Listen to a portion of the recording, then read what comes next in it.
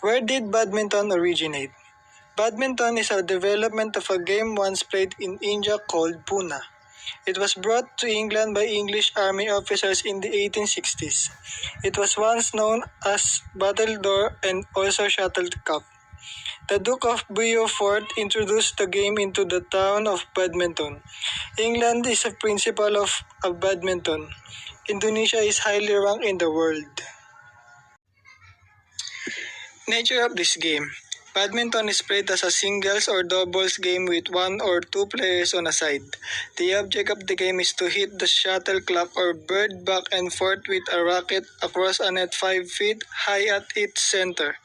The bird should be hit with such speed and accuracy that the opponent is unable to return the shot successfully. The game can either be fast or slow paced, depending on the skill level of the players. And here's the basic skills in badminton.